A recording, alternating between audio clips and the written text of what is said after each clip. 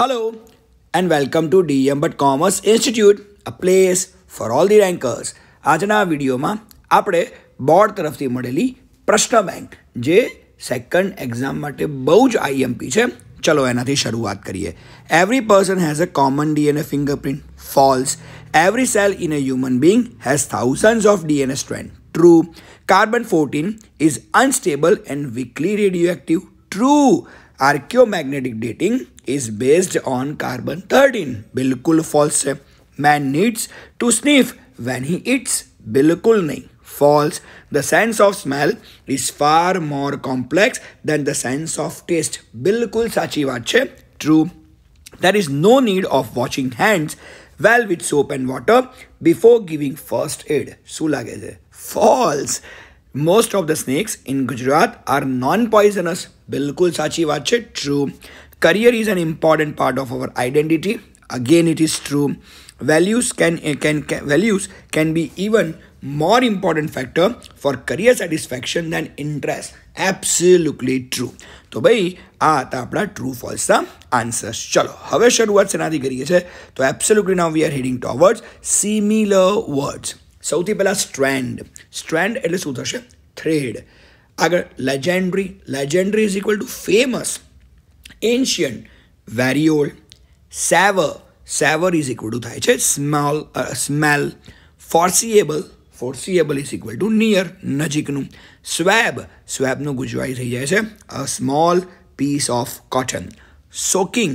સોકિંગ is a dip. જેને બહુ જ પલાળેલું હોય એને સોકિંગ કહી શકાય. That is known as dip. D I P dip. Impact. Impact એટલે effect. Consequences. Consequence is equal to result. અને રિફ્લેક્શન, અહીંયા રિફ્લેક્શનનો મિનિંગ બની જશે થિંકિંગ.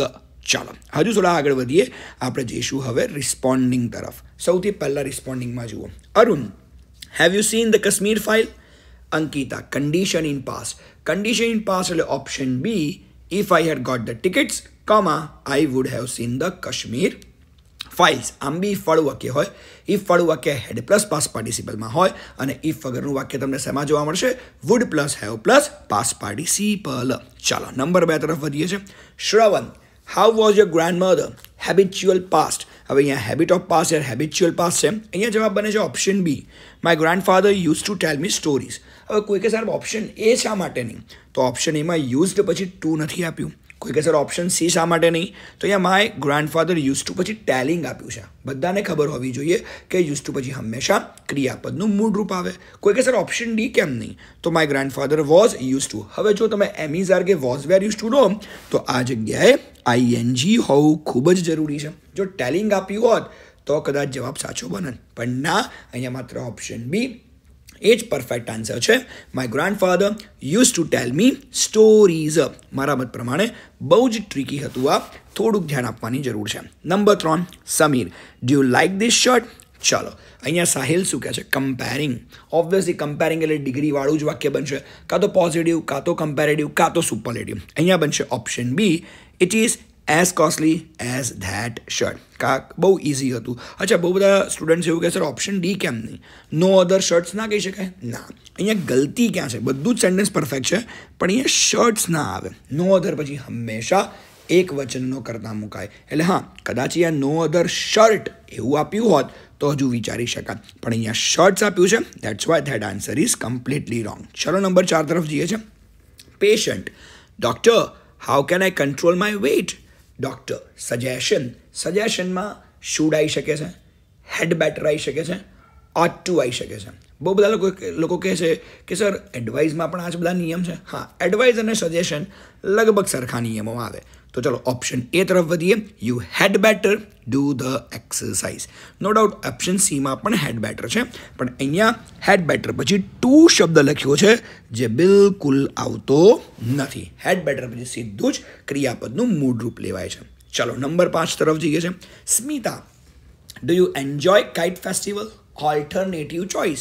અને જ્યારે પણ તમને ઓલ્ટરનેટિવ ચોઇસ જોવા મળે લગભગ 10મા ધોરણથી તમને ખબર હશે કે કાં તો આઈધર ઓર ઉપયોગમાં લેવાનું છે, કાં તો નાઈધર નોર ઉપયોગમાં લેવાનું છે.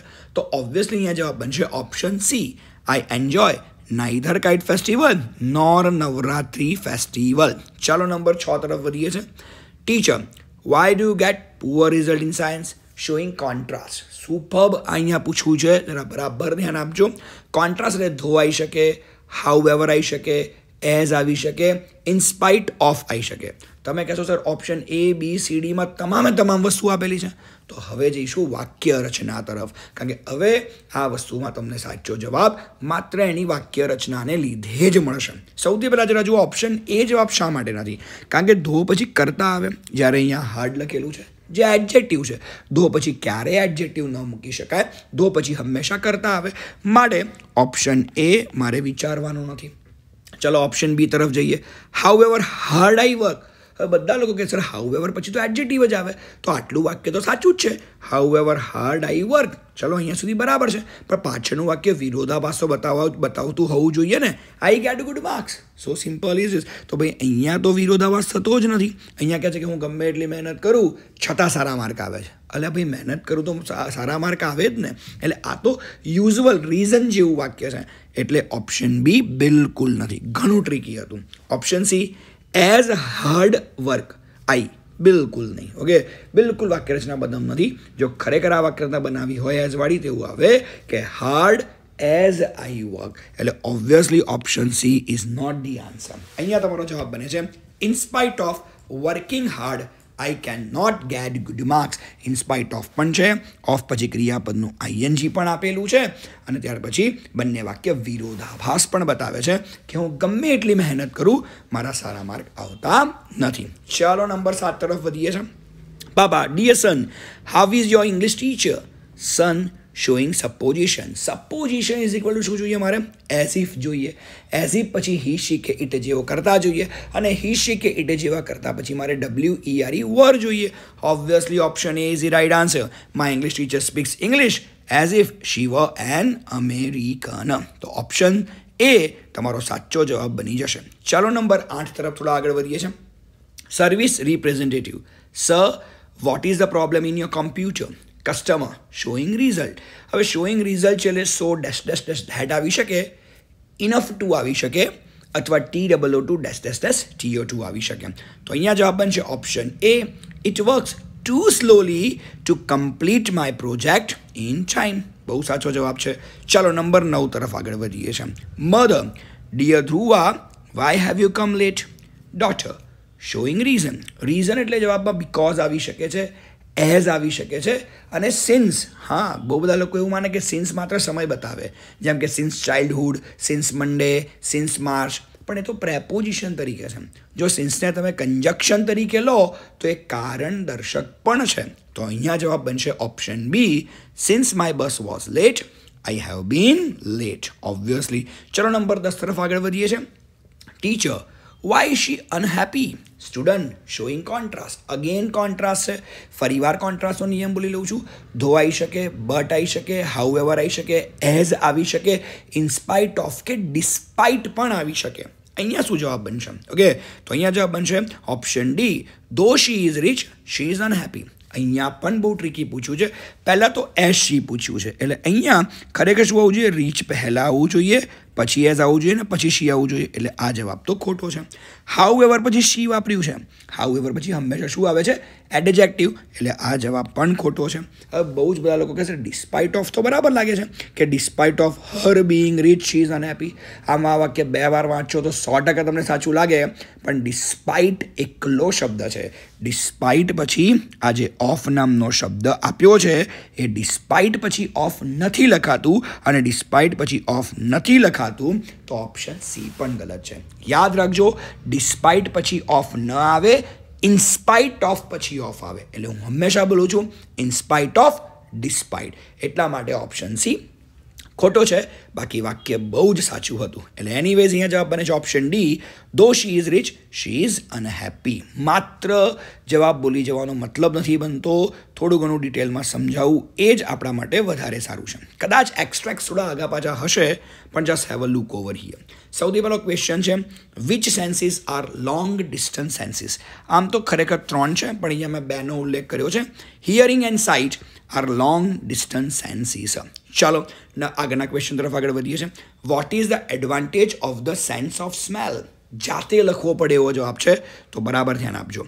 The advantage of the sense of smell is that it does not depend, ધ્યાન રાખજો, it does not depend upon anything like hearing in sight. જોવા જેવી વસ્તુ એક્ઝેક્ટલી આ છે કે ભાઈ આ જે સેન્સ ઓફ સ્મેલ છે ને એ કોઈના પર આધાર નથી રાખતી. જે રીતે જોવાની દ્રષ્ટિ અને સાંભળવાની દ્રષ્ટિ આધાર રાખે છે બીજા પર, એ રીતે સ્મેલ એ કોઈના પર આધાર નથી રાખતી.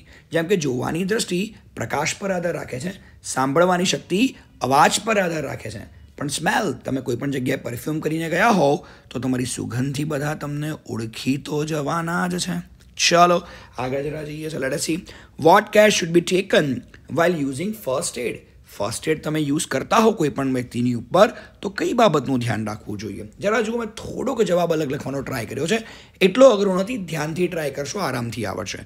સો before giving first aid we should wash, ગલતી છે અહીંયા, we should wash, WASH, we should wash hands with soap and water, કે આપણે આપણા હાથ સોપ એટલે કે સાબુ અને પાણીથી ધોવા જોઈએ. બહુ જ ફાલતુ છે લિટરલી. ઓકે, આગળ રજૂ.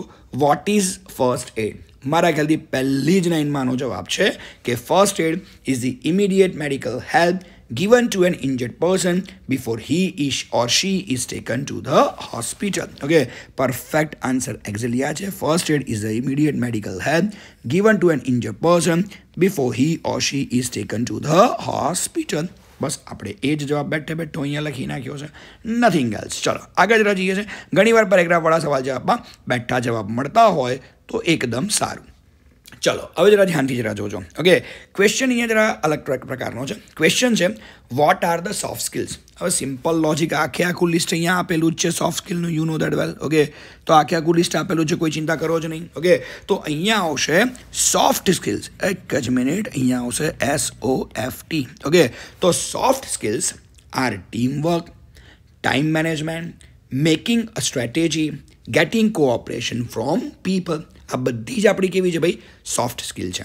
નીચે જરા list the soft and hard skill. હવે તમે કહો સર તમે તો આનો જવાબ જ નથી લખ્યો. ઓકે, તો બેટા આનો જવાબ એટલા માટે નથી લખ્યો કે અહીંયા હાર્ડ સ્કિલ અને સોફ્ટ સ્કિલ બંને પર્ટિક્યુલર રીતે મેન્શન કરીને આપ્યું છે. બસ, તો આપણે પણ બીજું કશું જ નથી કરવાનું, માત્ર આ એક બોક્સ આ સવાલની જગ્યાએ સવાલની નીચે લખી દેવાનું છે કે હાર્ડ સ્કિલમાં આપણે શું લખશું? Working with tools, working with computers, fluency in a language, preparing models and chart. Soft સ્કિલ્સમાં શું લખશું? Team work, time management, making a strategy, getting cooperation from people. તો મારા મત પ્રમાણે બહુ ખાસ કંઈ આ સવાલમાં દમ નથી, એટલે પછી મેં અહીંયા જવાબ લખવાનું ટાળ્યું છે. ચાલો થોડા ઓર આગળ વધીએ છીએ, આગળના પેરેગ્રાફ તરફ જઈએ છીએ. What is the use of radio carbon dating? હવે રેડિયો કાર્બન ડેટિંગનો ઉપયોગ શું છે? બરાબર ધ્યાનથી જોજો, કારણ કે જાતે જવાબ થોડો બનાવવો પડે છે. Radio carbon dating is useful to establish. હવે તમે જુઓ અહીંયા લખ્યું યુઝડ ટુ એસ્ટાબ્લિશ, તો આપણે ખાલી 2+ ક્રિયાપદનું મૂળરૂપ અહીંયાથી ઉઠાવવાનું છે. તો શું આવશે? To establish the ages of various natural objects. Natural કરતાં અહીંયા આવશે નેચરલ, એન્શિયન્ટ નેચરલ. અહીંયા કદાચ વેરિયસ પછી એન્શિયન્ટ વર્ડ, આ એક વર્ડ લઈ લો તો પણ ચાલશે, પણ નેચરલ ઓબ્જેક્ટ્સ માટે આ વધારે ઉપયોગમાં લેવાય છે, તો એન્શિયન્ટ ન પણ લખો તો વાંધો નહીં આવે. Which form of carbon is unstable and weakly radio active? Obviously આનો જવાબ શું બને છે? તો વીકલી તકે અનસ્ટેબલ તમે જોવા જાઓ તો એ છે કાર્બન 14. કશું જ ના કરો, વિચ ફોર્મની જગ્યાએ ખાલી મૂકી દો કાર્બન 14. બાકીનો આખો જ જવાબ રહેશે એમનો એમ કે carbon 14 is unstable and weakly radio active. ચલો થોડા ઓર આગળ વધીએ છીએ નંબર 5 તરફ. What is DNA?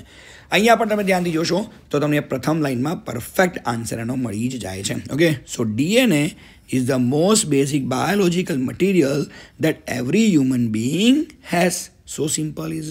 તો અહીંયા પણ એ જ છે કે DNA is the most basic biological material that every human being has. ચાલો, ઓકે, ટ્રુ ફોલ્સમાં પણ કામ લાગે એવી મેટર હતી. Vote is the importance of DNA? જાતે બનાવવો પડશે જવાબ, તો થોડુંક ધ્યાન રાખજો, કારણ કે DNA જે કંઈ પણ છે એ આપણી શું કહેવાય છે ભાઈ? ફિંગરપ્રિન્ટ સમાન છે. જે રીતે બધાની ફિંગરપ્રિન્ટ છે, આઈ પ્રિન્ટ છે, તમારા બાઇટ માર્ક્સ છે, એ બધી વસ્તુઓ એક ના હોય, એક્ઝેક્ટલી ડિયર ફિંગરપ્રિન્ટ પણ એક ન હોઈ શકે. ઓકે, તો તમારો જવાબ શું બને છે કે every person has a unique DNA fingerprint, thus it is important for every human being. So simple is this. Okay, ચલો થોડા ઓર આગળ વધીએ છીએ કે આગળ આપણને શું કહે છે. ઓકે, ચલો હવે શરૂઆત શેનાથી કરીશું ભાઈ? એરર્સથી શરૂઆત કરીએ છીએ. થોડોક વિડીયો લાંબો ના થાય એટલે હું પેરેગ્રાફ વાંચવાનું ટાળું છું, માત્ર તમને જવાબ કહી દઉં છું. ઓકે, સૌથી પહેલાં જો ટ્રુની નીચે અંડરલાઈન છે, ટ્રુનું શું બને છે ભાઈ? ટ્રુથ બને છે. ઓકે, પીપલ ઓલરેડી બહુ વચન છે ને એસકેએસ ન લાગે તો પીપલ જ ખાલી કરશું. ઓકે, અને અહીંયા અંડરલાઈન શેની નીચે છે ભાઈ? અર્થ ના આવે, શું થશે ભાઈ? ધ અર્થ બનશે. તો અહીંયા જવાબ શું બને છે? ટ્રુથ, પીપલ અને ધ. ટ્રુથ, પીપલ અને ધ, આ તમારા આન્સર બની જશે. ચાલો એ જ પ્રકારે જોવા જઈએ તો અહીંયા સક્સેસનું તમારે શું કરવું પડશે? સક્સેસફુલ કરવું પડશે. ઓકે, ચાલો ત્યાર પછી જરા જોવા જઈએ છે તો એબ્સોલ્યુટલી અહીંયા બનશે કે ક્લોઝ કોલોબરેશન ઇન. અહીંયા ઇનની નીચે અંડરલાઈન છે તો ઇનની જગ્યાએ શું લેવું પડશે? વિથ લેવું પડશે.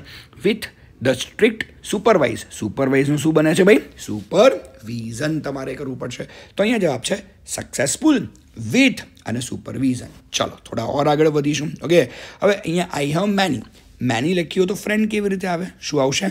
ફ્રેન્ડ્સ. ઓકે, અને ઘણા બધા મિત્રો હોય તો 2થી વધારે હશે, અને 2થી વધારે મિત્રોની વાત હોય, 2ની વાત હોય તો બિટવીન, 2થી વધારે હોય તો અમોંગ જવાબ આવશે. અને કોઓપરેશનનું બને છે કોઓપરેટિવ. ચાલો એ જ પ્રકારે જોવા જઈએ તો વોટ એલ્સ કેન વી સે? You have gave. હવે ઓબ્વિયસલી હેવ પછી ગેવ થોડી ના આવે, V3 આવે ને, તો સૌથી પહેલાં અહીંયા શું આવશે? ગીવન આવશે. One of you is, 100% one of you is. અહીંયા યુની વાત નથી ચાલતી, વનની વાત ચાલે છે. હંમેશા યાદ કરો એમ ઇઝ આર વોઝ વેર કોના પ્રમાણે? ઓફ પહેલાંના પ્રમાણે. વન આપ્યું છે એટલા માટે અહીંયા શું આવશે? ઇઝ. અને એન્ડનું શું થશે? But I will not say who is right and who is wrong. તો જવાબ છે ગીવન, ઇઝ અને બટ. ખરેખર સરસ પેરેગ્રાફ હતો. ચલો નંબર 5 તરફ જઈએ છે. વી વિઝિટેડ અ સ્ટેચ્યુ. બિલકુલ નહીં. શું લાગશે ભાઈ? The statue of unity. It is situated in બિલકુલ ના આવે. On the bank of the Narmada. હવે અહીંયા તમે ધ્યાનથી જુઓ તો નર્મદાનો એન કેપિટલ નથી. બધાને યાદ હોવું જોઈએ કે નામનો પ્રથમ અક્ષર હંમેશા કેવો આવે છે ભાઈ? કેપિટલ આવે છે. એટલે અહીંયા નર્મદાનો એન તમે કેપિટલ કરી દો સ્મોલમાંથી એટલે આપોઆપ જ તમને અહીંયા પણ જવાબ મળી જ જવાના છે. ચલો હવે શરૂઆત કરીએ છીએ complete the સેન્ટેન્સથી.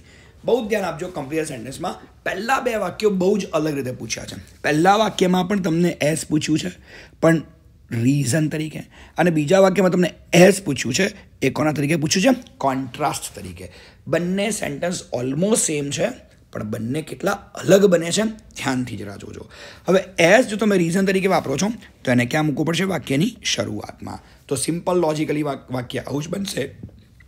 As she was clever she could solve that sum. અહીંયા કુડ આપ્યું છે એટલે એઝ શી વોઝ મારે મૂકવું પડશે કે હોશિયાર હતી માટે દાખલો ગણી શકી. એઝ શી વોઝ ઇન્ટેલિજન્ટ આવું પણ લખી શકો છો, પણ ક્લેવર શબ્દ શું ખોટો છે? કે હોશિયાર હતી માટે દાખલો ગણી શકી. હવે આ જ વસ્તુમાં તમે જરા જુઓ, અહીંયા કુડ શબ્દ આપ્યો છે અને નીચે કોન્ટ્રાસ્ટમાં શું આપ્યું છે? શી કુડન્ટ સોલ્વ ધેટ સમ, કે દાખલો ના ગણી શકી. એટલે અહીંયા આપણે છતાં શબ્દનો પ્રયોગ કરવાનો છે કે હોશિયાર હતી છતાં એ દાખલો ન ગણી શકી. આપણને ધો વાપરવાનું ઘણું મન થાય કારણ કે કોન્ટ્રાસ્ટ હોય ને પહેલું વાક્ય બનાવવા આપ્યું હોય, વાક્યની શરૂઆતમાં જો કોઈ કન્જક્શન મૂકવાનું હોય તો એ ધો જ આવવું જોઈએ. પણ અહીંયા આપણને ધો નહીં, શું વાપરવાનું કીધું છે? એઝ. એટલે સૌથી પહેલાં કોઈ એક એડજેક્ટિવ મૂકવું પડશે. એડજેક્ટિવ પછી એઝ અને એઝ પછી કરતા. તો એડજેક્ટિવ તો ખબર જ છે ને, ક્લેવર. તો સૌથી પહેલાં એડજેક્ટિવ શું મૂક્યું? ક્લેવર. ત્યાર પછી શું મૂક્યું છે? એઝ. એઝ પછી કરતા શું મૂક્યો છે? શી. તો clever as she was. Could નહીં પણ clever as she was. She couldn't solve that sum. Okay, તો clever as she was, she couldn't solve the sum. એ જ એબ્સોલ્યુટલી આન્સર બની જાય. મારા મત પ્રમાણે સેન્ટેન્સ નંબર 1, સેન્ટેન્સ નંબર 2 બહુ જ સુપર હતા. તમારે ધ્યાન રાખવું જોઈએ કે એઝ રીઝન તરીકે તમને પૂછ્યું છે કે એઝ કોન્ટ્રાસ્ટ તરીકે તમને પૂછ્યું છે.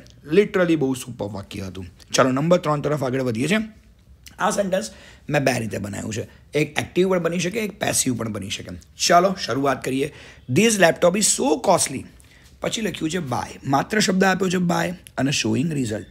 હવે જો સો તો આપેલું જ છે, ઓકે, અને યાદ કરો શું આવે, so dash dash dash dash that, એ તો આવવાનું જ છે. ચલો શરૂઆત કરીએ છીએ. તો this laptop is so costly that. હવે આ લેપટોપ એટલું બધું કોસ્ટલી છે. હવે જો એક ગુજરાતી આપણે એવું બોલી શકીએ, આ લેપટોપ એટલું બધું કોસ્ટલી છે, એટલું બધું મોંઘું છે કે ભાઈ હું ના ખરીદી શકું. તો આપણે અહીંયા આઈ લઈ લઈએ છીએ. ઇઝ આપેલું છે એટલે કેન નોટ લઈ લઈએ છીએ. બાય કાઉન્સમાં હતું તો બાય પણ લઈ લઈએ છીએ. પણ આઈ કેન નોટ બાય એટલા પર અટકી નહીં શકાય. લેપટોપનું કર્મનુરૂપ ઇટ વાક્યના અંતે મૂકવું પડે. તો શું બને વાક્ય? This laptop is so costly that I cannot buy it. છેલ્લે ઇટ શબ્દ મૂકવો પડે, મહત્વ છે ભાઈ ઇટ શબ્દ મૂકવાનું. હવે જો આવું ન કરવું હોય તો સેન્ટેન્સને પેસિવમાં બનાવી દો, પ્રોબ્લેમ તમારો સોલ્વ થઈ જશે. કે this laptop is so costly that it, કયો શબ્દ લઈ લેશો ભાઈ? ધેટ ઇટ શબ્દ લઈ લેશો અને ઇટ મૂકશો એટલે વાક્ય તમારું કેવું બનશે? Passive voice. કારણ કે ઇટ એ નિર્જીવ કરતા છે અને નિર્જીવ કરતા છે તો વાક્ય હંમેશા કેવું બનશે? પેસિવ વોઇસમાં બનશે. અને પેસિવ વોઇસમાં બનશે એટલે તમારે વાક્યમાં શું લેવું પડશે? Can not. કેન નોટ પછી કયો શબ્દ આવશે?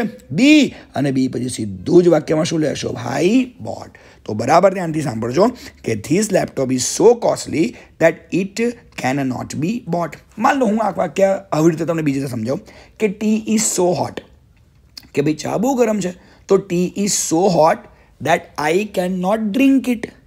આઈ કેન નોટ ડ્રિંક ઇટ.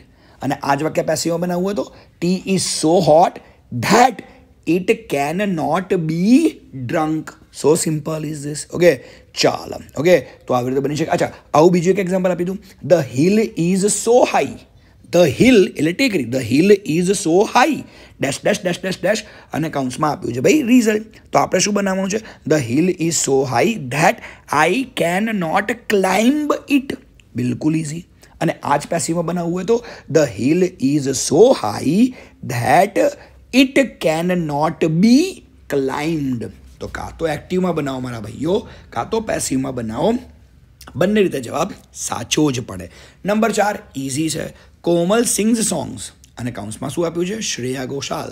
તમને માત્ર અહીંયા શોઈંગ મેનર આપેલું છે. ઓ માય ગોડ, અહીંયા મેનર પણ થઈ શકે અને સપોઝિશન પણ થઈ શકે. સહેજ ગલતી છે અહીંયા, પણ હું બંને વાક્ય બની આપું તમને. ચલો જવા દો. ઓકે, કહેવાય એક્ઝેક્ટલી અહીંયા મેનર આપેલું છે. તો ચલો પહેલાં સપોઝિશન બનાવવાનો ટ્રાય કરીએ, પછી મેનર બનાવવાનો ટ્રાય કરીએ. તો Komal sings songs as if she were Shreya Ghoshal. As if she were Shreya Ghoshal. હવે આ તો બની ગયું તમારું સપોઝિશન. હવે આમાં તમારે મેનર બનાવવું તો કેમનું બનાવશો? કોમલ સિંગ્સ સોંગ્સ, પછી વાક્યમાં શું લખશો? એસ. એસ પછી તમે લખશો શ્રેયા ઘોષાલ. અને શ્રેયા ઘોષાલ દુનિયામાં છે એટલે શું લેશો? ડઝ. DOES does. ઓકે, તો as Shreya Ghoshal DOES does. તો 100% સેન્ટેન્સ બને છે કે ભાઈ Komal sings song as if she were Shreya Ghoshal. As if મૂકો છો તો સપોઝિશન છે અને એઝ મૂકો છો તો મેનર છે કે Komal sings song as Shreya Ghoshal does. So simple is this. Okay, ચાલો એ જ પ્રકાર આગળ જઈએ છીએ નંબર 5 તરફ. Very few countries are dash dash dash dash dash. કાઉન્સમાં શું આપ્યું છે? કમ્પેરિંગ. સીધું જ વાક્ય બનશે very few countries are as great as India. એકદમ ઇઝી સેન્ટેન્સ છે. ચલો, no sooner did our teacher start teaching shout. હવે તમને આ બધા ક્રિયાપદો લગભગ વાક્યના કાઉન્સમાં કોઈ સ્કૂલ નહીં આપે. ગુજરાત બોર્ડે આવું કેમ આપ્યું છે? I don't know. ચલો, no sooner did our teacher start teaching. સીધું જ વાક્યમાં પહેલો શબ્દ કયો આવશે ભાઈ? THAN. Than a student shouted loudly. કે જેવું શિક્ષકે ભણાવવાનું શરૂ કર્યું કોઈ વિદ્યાર્થીએ જોરથી બૂમ પાડી. ચાલો નંબર 7 તરફ જઈએ છીએ. They were dancing good dance showing supposition. તો શું બનશે? દે વર ડાન્સિંગ. હવે સપોઝિશન આપેલું છે એટલે ઓબ્વિયસલી શું આવશે? As if. એઝ ઇફ પછી શું લખશો? They were good dancers. So simple is this. ચાલો નંબર 8 તરફ જઈએ છીએ. If you had applied for that job select બહુ જ સુપર સેન્ટેન્સ છે. ઓકે, સિલેક્ટ શબ્દ આપીને તમને અહીંયા 100% ફસાયા છે. Okay, condition in past. Select એટલે કેવું છે ભાઈ, પસંદ કરવું.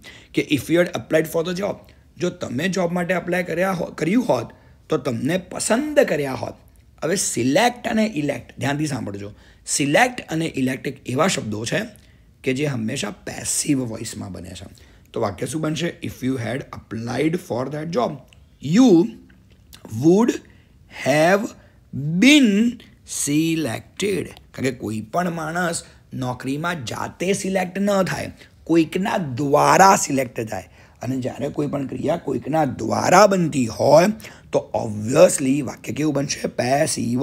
એટલે જવાબ શું બનશે? You would have been selected. આ બરાબર ધ્યાનથી સાંભળજો. બિન શબ્દ અહીંયા લખવો અતિ મહત્વનો છે, કારણ કે વાક્ય પેસિવ વોઇસમાં બનાવવાનું છે એટલા માટે. ચલો, વી બ્રેકેટમાં આપ્યું છે ટ્રીઝ અને ગિવિંગ એડવાઇસ. એડવાઇસ એટલે શુડ વાપરી શકાય, ઓટ ટુ વાપરી શકાય, હેડ બેટર વાપરી શકાય. ઓકે, ચલો આપણે બે રીતે વાક્ય બનાવીએ. તો we should grow more trees, અને વધારે અલગ રીતે બનાવવું હોય તો we had better grow more trees. બંને સાચું છે.